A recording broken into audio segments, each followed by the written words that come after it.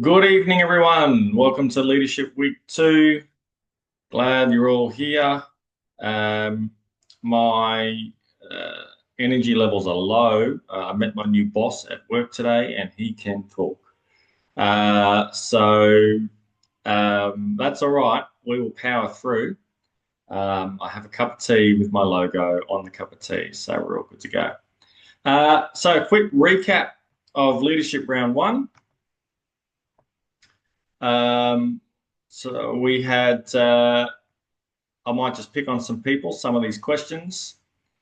We had all those traits and or characteristics of a leader up on the screen to start last week. We all mentioned a few important ones. Can anyone remember the one I made a big deal of? Communication. That was well communicated. Thank you. What's the difference in your quick understanding of the difference between leadership and ministry? Let's go with Glenn Noble.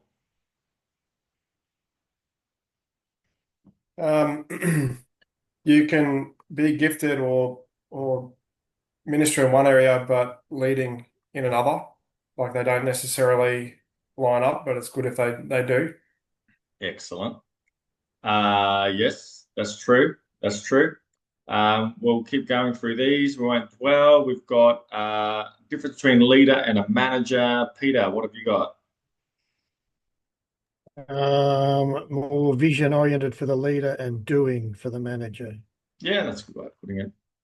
And I had some ways at the end of how you can grow your leadership muscle, start to work your way up in a leadership skill, things like that. Do you remember what any of those were, Amy? Oh, she's panicking. Having an interest in fitness, the way you grow any muscle is by using it. So I'd say put yourself in positions where you can grow and you can learn. That was pretty much one of them. You said it better than I did, but that was pretty much one of them. So well done. Okay, let's go. So tonight we're going to focus a fair bit on small group leadership, and don't tune out if you think, well, I'm not interested in small group leadership, because there are a lot of leadership lessons that apply to every area of leadership that are found in the context of small groups. So we're going to talk about the benefits of small groups, some biblical models, what the Bible says about small groups a little bit, and also some effective ways to lead and grow a small group.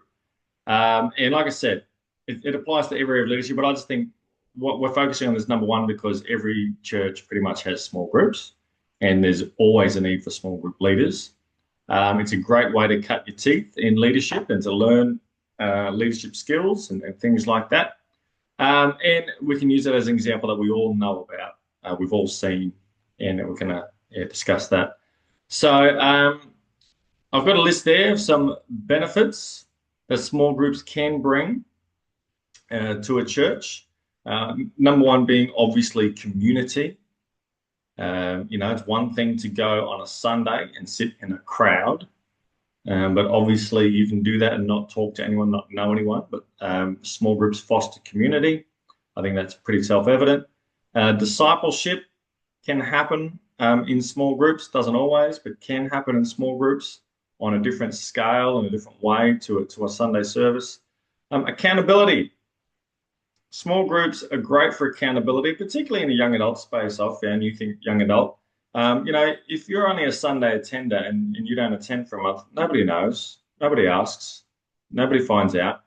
But if you're going through something in a small group setting, you're missing, people notice, people reach out, people want to know why, if they can help, what's going on. So there's that at a basic level, some level of accountability. Ministry within the body and ministry to the world. This is a huge one, and we're going to talk about this a bit tonight. On a Sunday, there's not many people ministering, to be honest. If you consider of a church of a couple of hundred people, you've got a preacher, you can say that's ministry. You've got the worship team would consider that ministry. Debatable, but they consider that ministry. Some of them really just serving with their gift, but depending on how they're doing that. You've got a service team, maybe. You've got a guy on the sound. You've got kids ministry happening, maybe. But in a small group, you can have ministry one to another. You can have more than one person sharing. You can have more than one person praying for another person. You can have more than one person exercising a spiritual gift, things like that. Ministering practically to one another.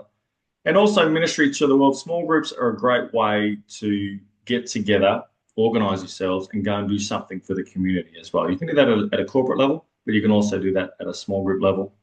Small groups are great for leadership development. We're going to talk about that tonight. And also great for character development. The more you get involved in other people's lives, the more chance for conflict, the more chance for squabbles, the more chance somebody says something that just rubs you the wrong way and you complain about it to your partner as you drive home. There's someone in the group who's a bit loud, someone who's a bit quiet, someone who said they didn't like your food. There's just that chance where you can actually be a mature person and deal with things. Maybe you go on a Sunday, not really. You can get offended on a Sunday. I recommend it. It's good fun. But oftentimes you miss out, and you need to get a small group for that to happen. Okay, so that's a bit of an intro. So biblical basis for small groups. Bible says in Acts that day by day they attended the temple together and they broke bread in their homes. These were not giant marquee homes that fit hundreds of people, right? If you've seen a Middle Eastern home, 1 to 2 rooms max. Not big. Every day they spent time in the temple and in one home after another, it says in Acts 5:42. So we know just from those 2 verses alone in the early church that small groups met in homes, not at the church. They didn't have a church, not at the temple. They met in homes. We know that they were a primary means of discipleship. Jesus took on 12 that we know and appointed apostles, and even closer than that, he had 3 who you would call his A team or his inner circle of Peter, James, and John. Now, he only took 3 up Mount Transfiguration. A lot of things happened. There's only Jesus and the 3 of them there. So, Jesus taught the crowds, but he discipled a few, if that makes sense. They were constant. We read these words here. It says day by day they met in homes. They met daily. We have our connect groups fortnightly, and we think we've got a huge commitment on our hands. They didn't have TV to watch at night. They didn't have soccer practice to get to, and then gym, and then whatever else is going on. They didn't work the hours that we worked in a certain context. So they were meeting daily. We can see that in 1 Corinthians 12, it is where a lot of ministry happened. So when Paul goes and gives us the orderly worship kind of sermonette in the middle of Corinthians, he's talking about if one person has a psalm, a hymn, whatever, and this person has a word to share, and that person this. He's not talking about the context of a big corporate meeting, because each person is not bringing something like that to a big corporate meeting of a couple of hundred people. The meeting would go for 7 years. He's talking about a small group where we all come, we all bring something. Everybody's got something to share, something to give, that sort of thing. And it's also where the Lord's Supper was commemorated. We're in the habit now in our churches of the Lord's Supper is a Sunday event when there's hundreds of people there. But that's not the way that we read about it happening in the early church. It's not the context that was started with Jesus and his disciples in the upper room. They talked about, and you read again in Corinthians, that the love feast, the Lord's Supper was in the home, part of a meal, that sort of thing. So there is a strong biblical basis for small groups and small group ministry from the early church. And it's probably why every church attempts it in some shape, form, or another. I've seen every single model being used. I've seen churches where small groups basically are a small group church, and it's the number one emphasis of their church. I've seen others where small groups is just an optional add-on. Some call them discipleship groups, life groups, connect groups, cell groups. Cell groups sounds like a terrorist organization these days, so we try and get away from that. There's all these sort of connections and groups. There's fortnightly, monthly, men's groups, women's groups, youth groups, mixed groups, interest groups, Bible study groups. They've all happened. My question for you, to bring some other people in, I've talked about some of the things we've read there in the book of Acts in the early church. What are the challenges of replicating what we've just read there together in the book of Acts and in Corinthians? What are the challenges of replicating that in our culture here in North Queensland? What are some thoughts? Let's pick on people. Okay, starting up here. Let's go, Tracy.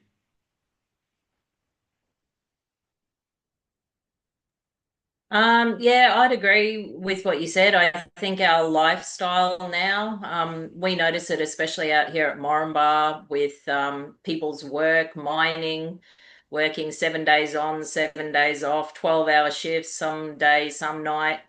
People just seem to be very busy. And like you said, with children's activities. And actually, we've noticed that it is a culture out here in Moranbah that people do not invite people to their homes. Yeah, wow. It's yeah, where they will come and meet at the church and have potluck dinners at the church. They'll take each other to the club and have dinner out, but there just seems to be a lot of privacy here. People don't seem to want to bring people home to their homes. Yeah, there you go. Yeah, everything. I mean, Moranbah as well. You mentioned it, that 7 on, 7 off. I mean, that has a big effect on your Sundays as well, doesn't it?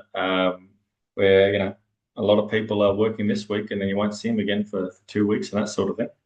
Yeah, that's true. We feel like we kind of have two congregations, one that comes one week and one that comes the next. And if someone goes away on one, then it may be that they're only there once out of a month.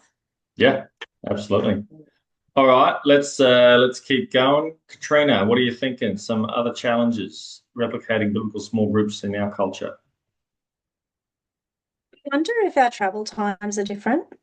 I know that they would have been on foot or on pony, but I wonder if the distances that we travel and the time that it takes to get places may have some bearing on. In the end, I think it's all just excuses, but it's practicalities. Yep. Okay. What about Janine? Janine, you're listening in. Yeah, I'm reminded of a time when I had the kids at home and I did mum's small group, and I'd clean the house, have all this food, and one person comes or no people come. So it's a bit disheartening sometimes when you're very excited. And I understand new mums, it's a tough group anyway because of babies sleeping and everything. But I just remember the heartache when it came to being ready to do that, and then there was no one that came. Yeah. So yeah. As I've said many times, you're not a real small group leader until nobody comes to your small group. It's just you and your partner. That's when you've graduated into real leadership. So yeah, all of the things are true. I mean, there's a lot of logistical things we've mentioned about work, and I mentioned them as well, family, travel, all those sorts of things which are different in our culture back to then. But I think on top of that, our culture itself is different. Middle Eastern culture, particularly back then, and even more so today, it is more like that than our culture, is a much more community-oriented, live in each other's pocket type of share everything culture. That is not the Australian way. The Australian way is we want 6 high picket fences, and I'll only talk to my neighbour if I have to. And we like our own private space, like you're saying at a Moranbah, reluctant to have people in their home. We're just not as communal and community oriented as we once were. Even talking to many South Africans that have moved here, um, we had one sharing at our Connect group. We've only been in Australia about 4 months, and she was saying, I had a group back then. We had a group that you would do life together. You were always at each other's house. You're always doing that. She says it just seems weird in Australia that you have friends, but you're not in each other's life like we were back in South Africa. So there's a cultural blockage as well, I would say, impediment to that sort of everyday connection that they had back then. Does anybody else have any comments on that?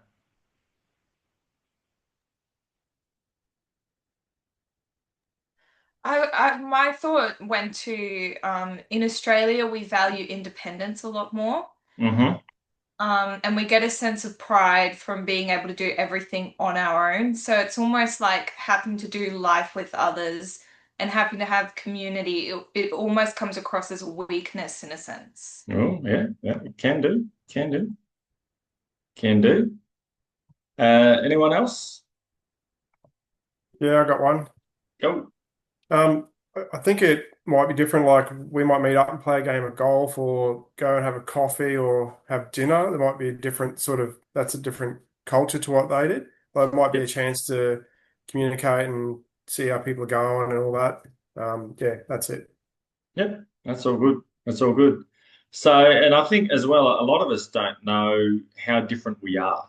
I think we have a blind spot until we travel overseas and live amongst them and see the difference. But also, foreigners come here and they start going, "Gee, it's weird over here," and we just don't see it. We think, "What? No, this is normal. You're the weird ones." So yeah, good thoughts. Good thoughts. Let's keep going. So let's take this on now into talking a bit more about leadership. Before I click the slide and reveal all the answers, what do you think are some basic requirements to be a small group leader in any church context, really? Just Meg, have you got some? I would say like a willingness to prepare and be like before connect. Willingness is good. Willingness is a good thing. We like willingness. Fleur, have you got some? Yeah, well, obviously having an active Christian faith is a good one to start with. Does And then help. I think having either having been discipled yourself already, or having some leadership capacity in relation to discipling others as well. Great, great. Matthews, your mic's unmuted. Have you got something? Yeah, I think to Meg's point there, you need to be willing, but then I also think you need to be aligned to the purposes of your seat and your pastors. Like you can't be recruiting, or I don't think it's wise to be undermining the messages and the purpose that your leaders of your church are trying to achieve in a Good, small group. good, yeah. All right, so we're going to talk about that. I'm glad you brought that up. So I've broken down into some basic prerequisites there, like, it'd be great if you were Christian. That helps. Water baptized, not a new Christian. You've been at MCF for our church longer than a certain period of time. I know in our worship team, we don't just, you can sing like Pavarotti, so you're up there next week. There's a bit of an onboarding process of you're observed and you're around for a while. But on top of those basic prerequisites, I've broken it down into character and commitments or attitude. So obviously you need a godly character. And when you can take this from the lists in Timothy and the lists in Titus, godly character, the husband of but one wife, those sort of things, submissive, trustworthy, peace loving, you're not an arguer. You're not at the center of every drama in the church. That's a good thing. And then on top of those, just those character traits, there's commitments because you can still be a great person, but you're just not committed. You're committed to something else. That's fine. But we can't have you as a leader in our church if you're not committed. You're not a bad person. You're a great person, but you need to be committed, right? You're committed to something else. That's fine. Go and commit to that. But we can only really work with people that are committed. So, we obviously want committed church attendance. You support the church vision and the leadership, which is Dylan's point there. You have a servant heart. You're hospitable is definitely an attitude. As Janine was saying, you're going to have people in your home, most likely, unless you're doing it at a coffee shop somewhere or whatever. You've got to be hospitable. You need to be better than me. When people come to my door, I keep yelling from the couch, just come in. That sort of thing. You don't want to be that kind of person that, no, you can't have that here, you can't have that there. We used to have a guy in our youth group. If ever I asked him to give someone a lift home, he wanted fuel money. And I'm like, mate, it's on your way home. You know what I mean? Like, how are you getting home? You've got fuel. It's like, seriously, the next street over. What do you want, 6 cents? I understand if I'm asking you to drive to, Proserpine and back, we can talk about it, but you're going, the next street over. So you got to have that generosity in your heart if you're going to be someone who serves in that way. But on Dylan's point, let's labour that a little bit. I've got a question for you. You're running a small group for your church. You're all excited, whether it's Mackay Christian Family or it's Oasis Church out in Moranbah, wherever it is. Here's the question. Who's in charge of your small group? Who owns that small group? Whose small group is it? Anyone want to venture a guess or an opinion? It's God's small group, Benji. God's small group. That's a very religious answer. We like that answer. It's very godly, very hard to argue with. Under the umbrella of the local church, of course. That's right. Yeah. Okay. Answer received. Anyone else want to posit something just as correct but different?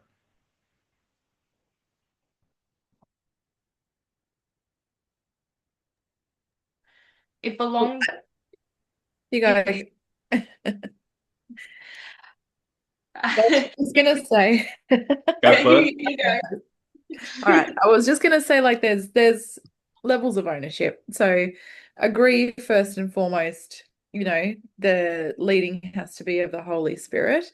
Then if you're part of an overall church, you've got to be submitted to church leadership and be aligned with the vision, and but then I think if you're the leader, it's your small group. So, you've got to be a leader in that space and have your own vision and leading with the Holy Spirit and where, God wants to take all of you. And then there's that collegiate aspect of it as well. So it's the small group of the people who are there too. Right. So if you've got a committed group, that is challenging sometimes when you don't have people who are, there all the time. But if you've got that really core committed group, then that's how you build that trust and relationship. So that is nice. I like the way you've explained that different levels of ownership there, because definitely you want buy-in from your group. You want them to feel like they own it. Is a good thing. Someone else was going to say something. Was it you, Amy? Go. I think Fleur covered a bit of it, but I was just going to say, like, if you're leading a life group, you should be leading it in the direction of the church. Like, if you're responsible for that group of people, then you should be helping them, leading them in a way that aligns with the vision of the church and of the senior pastor. Great. Can I 100%. play devil's advocate here, Glenn?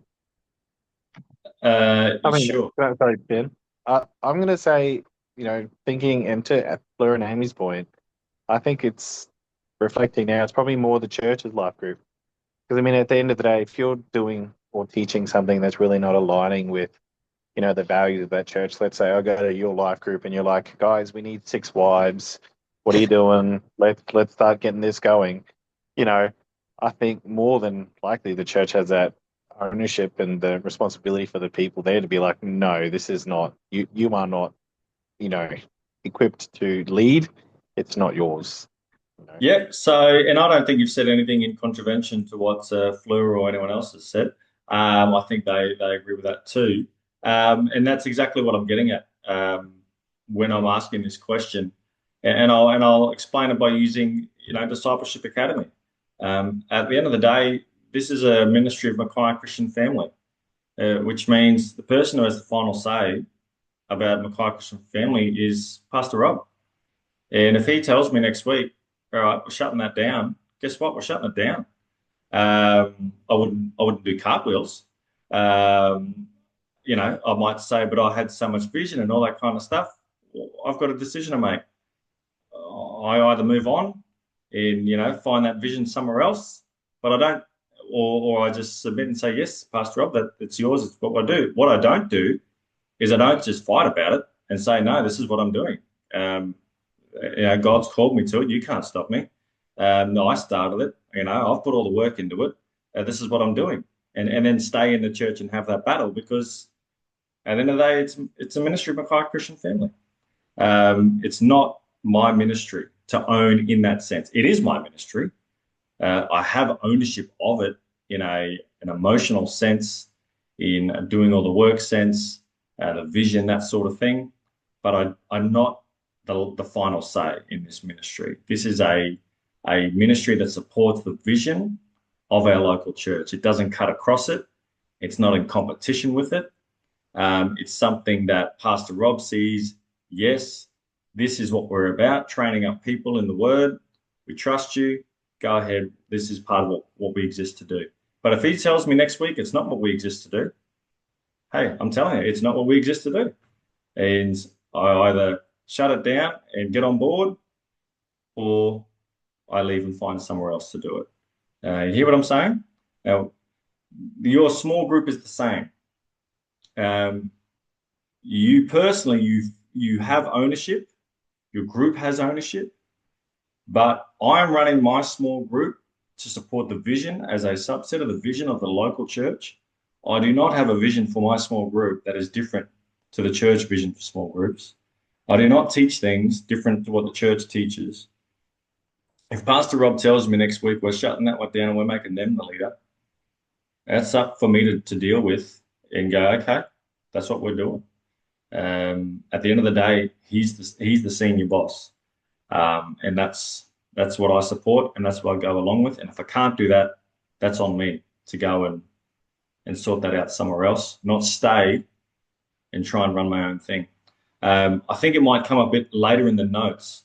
You will see, and I have seen in church over the years, people that get invested in their own ministry in a church it can become a bit of an idol for them. And it's like, no, this is what I want it to be. I feel, no, they'll even use the words, God's told me this is what it's going to be. And it feels like sometimes God and your senior pastor are arguing. Let me tell you, if your God and your senior pastor are arguing, as hard as this is to hear, if it's in your church, senior pastor's right, and your opinion of what God said is not. And if you are 100% convinced senior pastor's wrong, then you've got to leave and find that somewhere else. No point in sitting there arguing with the guy or the woman God has put in charge and telling them that God's told you something different to what God's told them. Okay? He might have. That's cool. Go somewhere else and do it. Don't stay and make a big deal of it. When you do that, I feel like you're leading people to yourself. You're building your own ministry. You're no longer building the church's vision. The two visions are incompatible. If they're incompatible, let's split. Let's go somewhere else. Let's do it. Any thoughts? Any feedback? Any questions? I got a question. Yes. How does it work? This is just curiosity with like a traveling minister. They're probably a member at a local church somewhere. How do they how do they do that? Are they ordained by that church to do that, or they just step out and do their own thing, or how does it work in that regard? That's a really good question because I've seen a couple of different models. If you're on staff somewhere or part of a leadership team in our local church, but yet have an itinerant ministry as well, then if you're on staff at that local church, you are subject to that local church. And that, because at the end of the day, you've committed to them in that way. But I've seen other itinerant ministries who just have a home base of a local church and maybe a covering per se, but they're not on staff there. They're not in a huge leadership role there. They never committed to any of that, and that's just where they go, to church, and their family goes to church and whatever. But they're not answerable to that church in that sense, if that makes sense. So I think it's on the itinerant ministry. What model are you running? Who you're answerable to? But I've seen both ways happen over the years. Is there anything in your mind does that answer that? Yeah, that's good, mate. Thanks. Yeah. Anybody else with thoughts or questions? All right. I'm going to take that as a no. Okay. So as a leader, super important. We're fulfilling this small group is an expression of my local church's ministry, of the church's leadership, and I'm building their vision. I'm not creating my own vision. But then I've actually got to go ahead and lead the group. I've actually got to do things, and that means I have responsibilities and tasks. Commonly, those are things like facilitate discussion, prayer, and ministry. Generally, that's part of a small group leader's role. Foster community. Facilitate low-level pastoral care. I say low-level very, very deliberately. We do not take on problems above our skill grade, above our calling, above our, you know what I mean? I'm not here as a small group leader to be fixing marriages, to be counseling people through all their problems. That's not what a small group leader is about. Low-level pastoral care is, hey, someone's broken their arm, let's go to hospital and buy them some flowers, somebody's having trouble at work, let's pray together about that. It's low level. Promote the vision of the church and represent the senior pastors. I've got in there, don't be like Satan, who builds his own little kingdoms within God's kingdom and then ends up having to get kicked out. Mobilize the group to look beyond themselves. So we don't want to become insular in our small groups. And the final task that I think a lot of people think of is to raise up leaders. As a small group leader, we've got to raise up leaders. Otherwise, guess what? When you've had enough, the small group dies. And that's just the truth of it. So looking at that list there of some tasks or responsibilities of a small group leader, which of those do you think is the most difficult traditionally, or maybe the most difficult for you, or the most daunting? What are we thinking? Let's pick on someone again. Peter, what are you thinking? Probably it's hard to, maybe to mobilize the group to look beyond themselves. We're back to that whole busyness thing, I suppose, a lot of the time. Yeah. Insular small groups are definitely an issue, a common issue, where everyone loves their small group. Why would we want to ruin it by adding someone else? We don't want to go out and do stuff. We're having fun here. That's true. Anyone else one jump out? Fleur, have you got one there? Yeah, I think raising leaders is always challenging. You can't always be the type of leader where you can necessarily I think directly disciple every other type of leader. We all have our own strengths kind of thing. So Yep. You've got to know sort of where the strengths are in your group and how to encourage them and how to get them to grow. And yeah, I think I probably found that the most challenging is raising them up to be leaders. Yeah. Yep, and that's probably the most common answer. Is not many people are trained to raise up leaders. Not many people, not many small group leaders really think of it as something that they should be worried about or be looking at.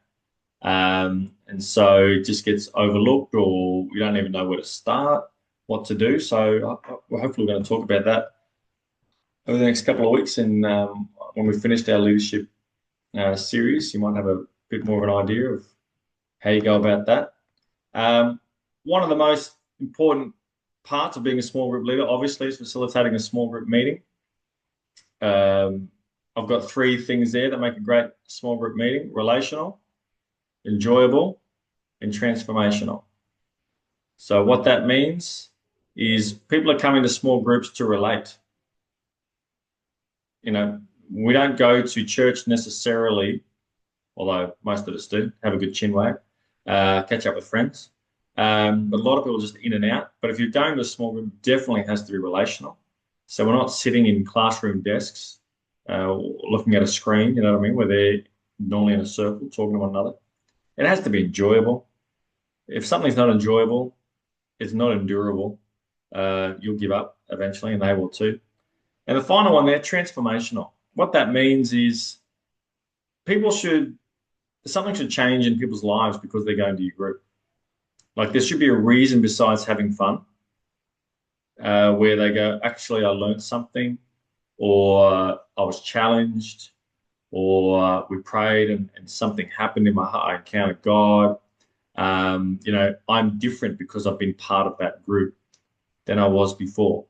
And what you've found over the years in different seasons of church life is small groups have kind of oscillated back and forth.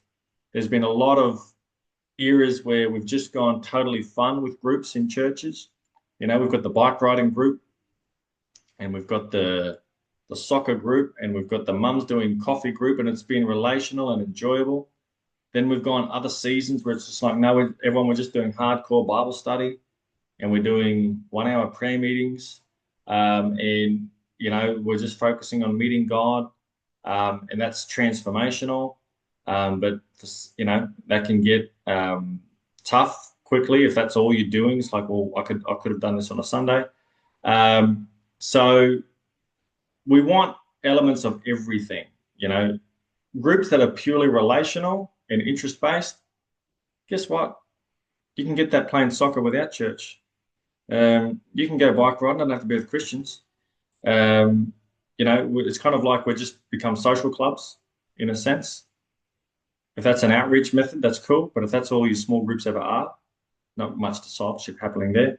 And then we go all the way out to there's just full-on Bible studies and prayer meetings. Again, great benefit. But when I look at the book of Acts, I see more than just that happening. I see eating together. I see enjoying each other's company. I see prayer as well. I do see communion. I see spiritual and I see relational all happening in the one small group setting. Let's keep going. The questions there, we don't need to really tackle them right now. Some tips for a great small group meeting. So this is for anyone who's leading one now or wants to lead one in the future. The meeting starts when the first person arrives. 100%, that's true. You might have said the meeting starts at 7. If somebody gets there at 6:30, guess when the meeting started? 6:30. All right. You can't just say, no, sit in your car, come in at 7. That'd be nice. No, you can't do that. And to be honest, in North Queensland, getting people there at 7, that's the hassle anyway. They're not getting there early, trust me. So the meeting starts when the first person arrives. Prepare the venue for discussion. Minimize distractions. That's impossible in my group. My house echoes and we've got 50 kids. So we just power through those. Everyone should be comfortable and have equal access. You'll be surprised how much the physical environment affects small group dynamics and small group discussions. Just the fact that someone might be sitting a little bit higher than someone next to them affects the conversation. Just the fact that you might be sitting and someone's stuck a little bit behind someone else affects their contribution. So you want to, as much as possible, have a setting where people are comfortable and have equal access and are on equal footing to the conversation, because it does affect the dynamics. Prepare. Obviously, allow time for social interaction and be prepared to work before and after the meeting. You know, Janine said something before. She would get her house ready and clean it and prepare all this food. And, one person would rock up. As a host of small groups for over 20 years now, more than that before I was married. Let me tell you, um, being a small group leader is hard work, and having people in your home is hard work. You do have to clean it better than I would for my kids. I'd say that that's the truth. Um, you know, we start planning for Connect Group on a Monday, and our Connect Group's not till Thursday, and we're starting scheduling things, sending out messages. What day does the house need vacuuming, and who's going to do this and who's going to do that, and what we're going to be cooking, that kind of gear. And then after the meeting as well, it's work. You know, serving the Lord isn't that glamorous half the time. We all think serving the Lord is on stage with a microphone. No, serving the Lord is doing the dishes, and wiping the table, and sending out messages and following people up. That's what serving the Lord is. And you don't get your name up in lights. So you think, oh, Connect Group, hosting Connect Group is going to be so much fun. We're going to have this, we're going to have that. What you're going to do is you're going to do a lot of work. And that's the way it always will be. Okay, I'll get some input in here.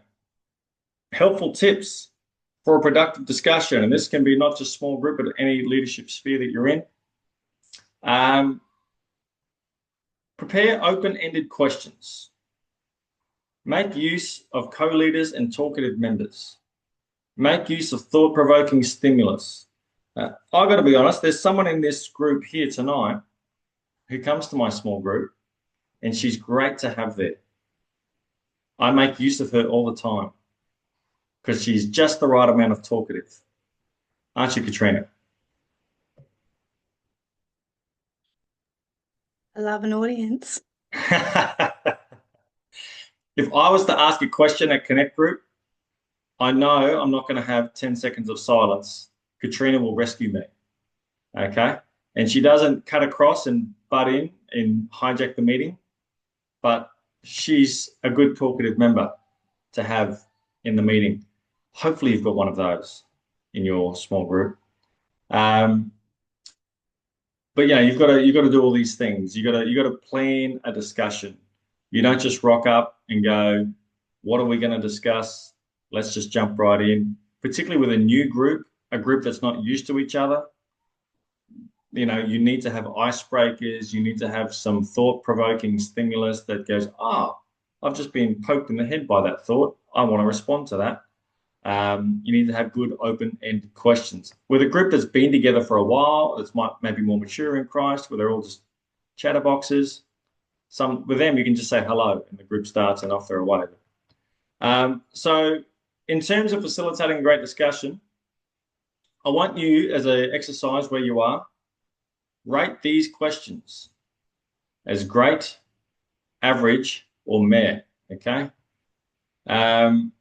If you had to answer these questions in your next small group meeting, do you reckon they'd generate lots of discussion? They'd be good stimulus, or they'd be, no, not so great? Let me ask a few people. Okay. Who is your favorite Bible character and why? Dylan, what do you reckon of that one? Yeah, look, I'd probably say that's an average to a meh. Like, Average to a man.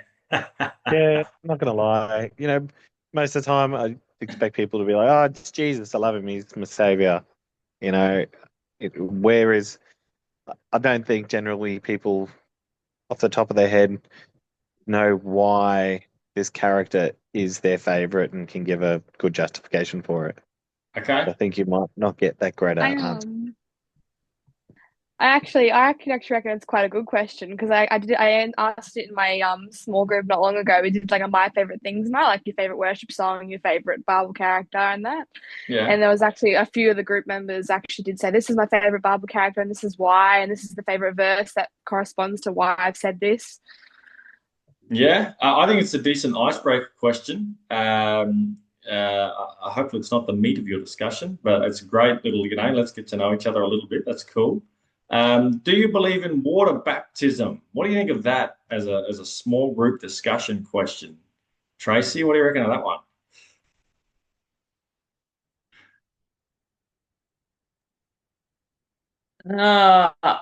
I think it could be fairly controversial. I guess it could get a lot of discussion happening.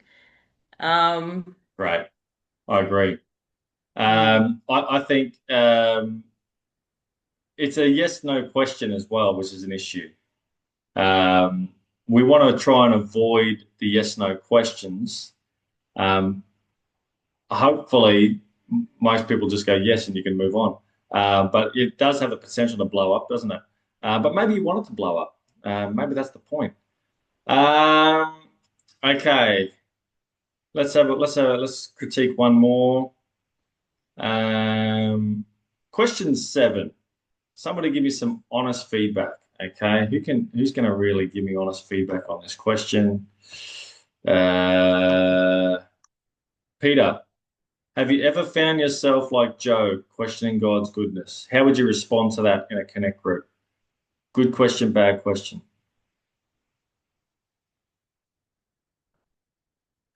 You're on mute, Pete.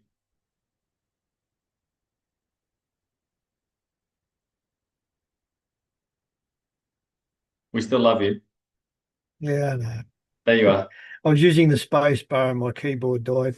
Uh-huh. It probably wouldn't rate high in mine because I'd probably challenge the question. I don't think God did doubt, Job did doubt God's goodness. I think I'd look at it the other way. I agree that it is a bit of a meh question. To me, unless there's been lots of stimulus beforehand, um, what I've found with questions like that, it's not going to lead to any kind of stimulating conversation. I mean, occasionally it can, but most likely you're just going to get someone to go, "Oh yeah, I guess so." We all go through stuff, and you wonder where God is. Most people are half asleep before they've finished answering it. So again, it can be a bit of a yes/no question. To me, the best question on this list, ooh, um, geez, actually, there's not that many great ones, to be honest. Um, I think there's a lot of average questions here that do give scope for a bit of chat, particularly if you've got your group. But I think ones like, do you believe in water baptism? How do we know Jesus loves us? Have you ever found yourself like Job? What are some different ways God speaks to us? I think those aren't great small group discussion questions. I don't think you're going to get a lot out of people on those questions. Now, you might have someone in your group who just loves to chat and you will get a lot out of them, but most people aren't busting to answer that question. Um, I think, what is God saying to us from this passage? Well, if it's been a good passage, you might get something out of that. Break into groups, share a testimony of God's goodness with each other, and then come back. That's a great um, uh, icebreaker type thing because it forces everyone to talk. But I hope you're seeing what I'm saying here. A good discussion question isn't that easy. That's why really got to prepare. Sometimes you've actually got to poke people with a good bit of stimulus first, whether you're saying something controversial or reflecting on something that's happened to you, tell a story that's happened to you. What those do is they poke people's brain and they want to respond to it. So you've got to do your work, prepare, ask good open-ended questions. Nothing that people can go yes or no to. It's not going to work. Not going to work at all. Here's some discussion killers, though. And again, you can use this in any context. Good leadership skill, leading a discussion. The silent room. You ask a question, nobody talks. That's a discussion killer. No discussion didn't even start. The oversharer. That person that has a lot of stories to tell and wants to tell them in very vivid detail. That can kill discussion. The side tracker. Oh, my first Connect group that I led as a young man, we had always had a guy who wanted to talk about, did God set us up to fail? Was it God's intention that we always sinned? We always would sin. And that's great for like 1 week. But the 8th week, just always wanted to sidetrack our discussion into something weird and philosophical, which is great if you're there for that, but we weren't there for that. The non-participator. You might think having one vacuum in the room is not saying anything, doesn't affect your discussion much. It does. It just takes one to be sitting there with their arms folded and the whole room feels it. Okay? It can suck everyone's attention in that way. So looking at those ones there, how would you handle the oversharer? Let's go with Janine.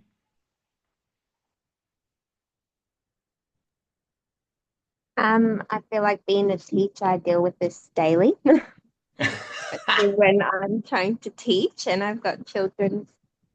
Yeah, anyway, I'm just like, look, that's a great idea. It's great. I love where this is going. Let's hear from someone else. Kind of just to cut them short. But it kind of have to kind of butt in a little bit after a little bit. Otherwise, Okay. it will just keep going. So, Absolutely. yeah. I find that I can get an oversharer who I don't know is an oversharer can cause me trouble. But I know that if I now go into a meeting and I know there's an oversharer there, I'm quite proactive and I'll just set ground rules before we start. I'll say, okay, let's go. We've got 30 seconds each to answer this one, and I'm going to blow a whistle after 30 seconds. All right, let's go. Yeah. Someone starts sharing, and I'll just make a joke of it. That's 20 seconds. Oh, no, you've gone over. You've gone over. Oh, well, we'll come back to that one. Let's go to someone else. You know what I mean? But yeah, an oversharer who you don't know is an oversharer. They're the worst. You're behind before you can start. The side tracker. How would you deal with a side tracker, Amy?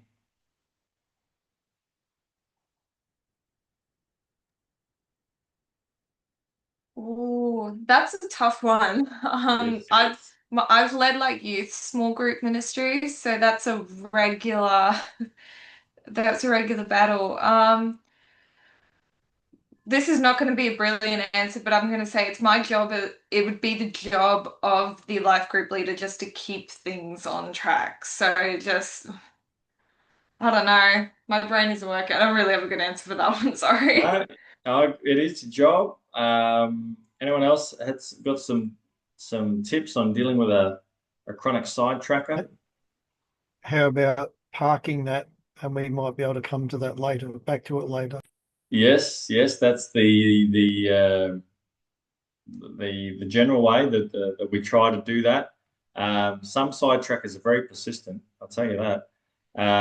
You park that one, they've got another thing you've got to park, and another thing you've got to park. You ended up running out of spots in the parking lot. But yes, generally that's the best way you go. Hey, look, we're not really here for that, but that sounds cool. Let's talk about that later, But yeah, it's obviously building that rapport with each person so that, you've built that social capital with them that you can cut them off nicely and bring it back on. The non-participator, here's one. How are we going to deal with the non-participator? Someone who doesn't want to say anything. Glenn Williams, it's good to see you, buddy. What would you do for the non-participator? Have you got any tips? Is that me? Glenn Williams. No, I don't have any tips to deal with a non-participator. Nothing coming to mind? No, nothing at all. All right, that means the other Glenn has to have a go. That's Mr. Glenn Noble has to have a go. You just throw your shoe at them. No, I guess you keep poking them. Eventually, they'll start contributing a bit. You'd hope so. You'd hope so. Some of them are stubborn. Um, so yeah, it's not easy. I've found it's the work that you do outside the discussion can help the non-participator in the discussion. the ways that you're bringing them into conversation over dinner, the ways that you're taking the time to build that rapport with them personally. You can make them more comfortable so that when you're finally the discussion starts, when you call on them, they're a little bit more willing to open up rather than just, okay, well, I'll go cold turkey and call on this person. But it's not easy. The hints that I've got down the bottom, obviously, as we invite participation, we don't demand it. I demand participation here at Discipleship Academy because I'm not a very nice person. But at Connect Group, we invite it, we don't demand it. We are the air traffic controller, not the pilot. So the best discussions are not like tonight when everyone's talking to me. The best discussions is when you set the parameters for the discussion, you start the ball rolling, and then they start talking to one another. A lot of discussions, it still feels like they're talking back to the leader and everyone else is listening in, right? Well, you want to somehow graduate from that so that everyone starts talking to each other. And obviously, you want to validate everyone's contribution, even if someone does say something very sidetracky, oversharey. That person finally speaks up. You don't want to just cut across them and say, "No, way off. That was terrible." Validate that, rephrase it if you can, keep the discussion moving. I think discussion facilitation, you only get better at it the more you do it. And the more you go, you'll make a lot of mistakes. Some discussions will be average, some will be great, but over the years, you'll get better and better, and you'll understand that. So that's a little bit on the mechanics of a small group leader's role and small group tasks that you've got to complete. A lot of the small group focuses on the meeting, okay? And we've tackled those things tonight about your home, about the discussion, things like that. We're going to talk more next week about the things that we do outside the meeting, right? Raising leaders, fostering community, low-level pastoral care, things like that. Leadership tasks that need to be completed, multiplying your group, how to identify who might be good, confronting people, bit of conflict resolution. We're going to talk about that next week and the week after. So because those are really, again, can be used in any sphere of leadership. And a lot of problems grow in organizations, small group, wider organizations, because people don't know how to confront. They don't know how to confront for a positive outcome. And so they either just leave it and don't confront it, and the thing festers and grows, or they blow it up and they confront it poorly. And we've got a World War III we've got to clean up, and everything goes everywhere. So we want to talk about over the next week, how do we confront people? How do we challenge people in a godly way, so that at the end of it they still like us, if possible, but we have confronted what we need to confront. I'm going to tell you, just as a bit of a teaser for next week, Pastor Rob is very good at raising leaders up. He's got a great track record. There's youth pastors and pastors all over the country who've come out of Mackay Christian family. And I knew this before I moved to Mackay, and I was interested to know what's his secret. How's he doing this? Is it fluke? But having been under his leadership now for 5.5 years, I can see just some little things that he does. Identifies gifts on people and doesn't just let it go there. He'll call it out. Go, hey, this is on your life. What are you doing? Right? Or how can we move this forward? And so we're going to talk a little bit about that in the next little thing. How do we identify leaders in our group, in our organization? How do we challenge them biblically? How do we champion them? How do we push them forward? and not let them settle. Hopefully, it's going to be helpful to everyone. Any last thoughts or questions on tonight? We were good. So tonight was very small group mechanics focused. We are going to focus again on small groups next week, but again, more broadly on other leadership tasks around that. And then in week 4, we'll talk about some famous Christian leaders and some other things in that realm as well. All right. Hopefully you're all working on your leadership plans. They're supposed to be due on Friday. They're the easiest assessment you'll do all year. Please reach out if you need a bit of assistance with it. Otherwise, get it done, and I'll see you all roll in. Have a good night, everyone.